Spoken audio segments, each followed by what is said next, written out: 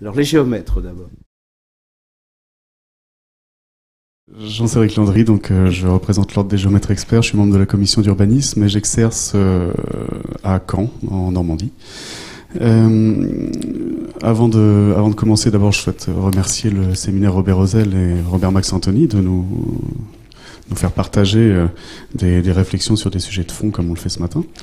Et également, avant de commencer, je partage l'avis qu'a émis Louis Canizares tout à l'heure sur la commande publique et effectivement les changements d'échelle, parce que je pense qu'il va falloir qu'on ait une attention particulière à continuer à travailler sur des mailles fines et à avoir aussi la possibilité de travailler avec des structures totalement indépendantes. Alors, est-ce que ce sera le plan de mise en valeur dont on a parlé tout à l'heure, ou le plan de mise en valeur mixé avec les OAP, etc., qui nous permettront de garantir ceci? Je ne sais pas, mais effectivement, je pense que ça mérite qu'on y ait une attention particulière dans les mouvances actuelles. Alors, on devait donc parler de l'éthique dans la valorisation des espaces publics. La valorisation en tant que telle, on mériterait qu'on y passe un séminaire complet de plusieurs jours. Donc, bon, je pense qu'il faut avoir une prudence quand on parle de valorisation, puisque aujourd'hui, la valeur, on lui fait dire un petit peu tout et n'importe quoi, notamment dans tous les aspects, dans tous les discours commerciaux qu'il peut y avoir sur la valeur. On part d'un prix accepté, puis on travaille la qualité pour augmenter les marges. C'est un petit peu les logiques industrielles que l'on connaît. Donc effectivement, l'art urbain doit travailler sur d'autres types de valorisation et certainement pas ce genre d'approche. Alors, au sujet de l'éthique, au sujet des projets d'aménagement d'espaces publics, je pense que ce qu'il faut avoir en tête, c'est qu'on travaille sur des ouvrages uniques qui s'inscrivent dans la durée et qui comportent des phases de conception extrêmement longues, qui sont des phases, des travaux immatériels et par nature extrêmement subjectifs. Qu'on ait également l'urbanisme, c'est une matière complexe qui est multifonctionnelle, multiscalaire, qui fait que on est dans un milieu, on a bien vu toutes les approches tout à l'heure, un milieu extrêmement complexe, dont la complexité va croissante, quoi qu'on en dise, voire étant parfois en inflation. Et donc dans ce contexte-là, on a, à mon sens, une nécessité de revenir à une certaine forme de bon sens, et en tout cas à essayer de dégager des concepts et des préceptes généraux applicables à tous. C'est un petit peu la démarche éthique dont le séminaire Robert Rosel s'est emparé depuis un certain temps d'ailleurs, je crois. Donc par rapport à ça, sur les aménagements urbains, je pense qu'une des premières qualités dans les projets d'aménagement urbain, c'est la sincérité du projet qui doit être mise en avant depuis les premières esquisses jusqu'à la réception des travaux. Et d'ailleurs, en passant, je pense que pour juger de la sincérité d'un projet, on doit aussi avoir une attention particulière sur la teneur des projets, la teneur des dossiers de présentation des projets. Effectivement, on voit aujourd'hui un certain nombre de projets dont la définition va en s'amaigrissant, je dirais la précision de sa définition, pour toutes sortes de raisons, des raisons de sécurité juridique. Vous l'évoquiez un petit peu tout à l'heure dans ce que l'on doit mettre ou non dans les PLU. Et puis d'autres questions d'adaptation pour plus tard, etc., mais qui fait que la teneur même du projet perd de sa précision et peut-être de sa sincérité.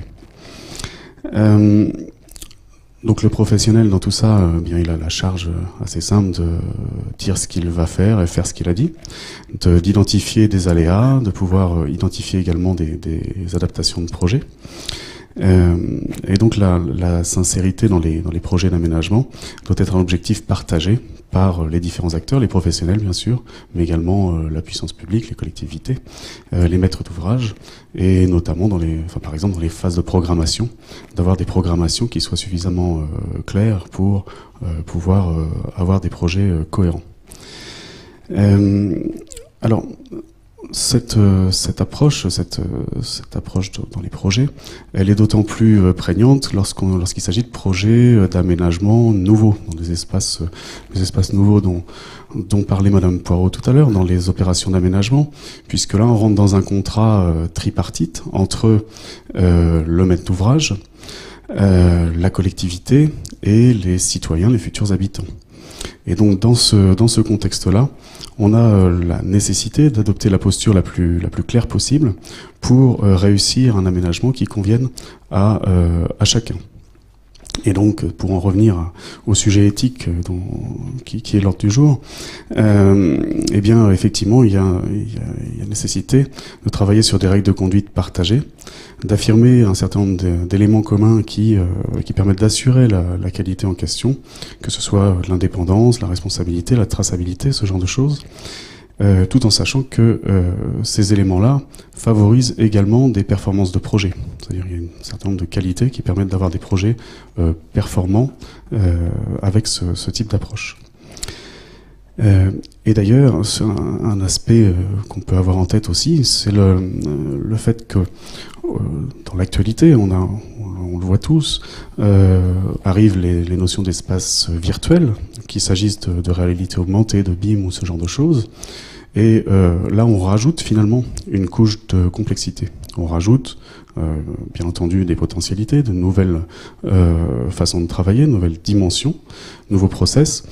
Et il est certain que si les acteurs n'ont pas une posture dite éthique, il sera plus difficile que le patrimoine commun de la nation, cher à notre code d'urbanisme, s'enrichisse de cette nouvelle couche virtuelle. Voilà. Et enfin, je pense qu'il est nécessaire également de réfléchir de façon approfondie à la distinction entre les notions d'éthique de conviction et d'éthique de responsabilité. L'éthique de conviction, c'est celle de la promesse, celle du rêve. L'éthique de responsabilité, c'est celle de la réalisation et du réel. C'est des choses, c'est pas neuf, ça date du début du XXe siècle. Et je pense qu'il faudra veiller à ce qu'il y ait une véritable équité entre ces deux approches si on veut avoir des projets équilibrés. Voilà. Et pour conclure, eh bien, écoutez, j'ai été quand même assez interrogatif en préparant cette matinée, puisque je me suis demandé quand même de quelle façon aborder une approche éthique interprofessionnelle après les semaines qu'on a pu vivre sur la loi CAP.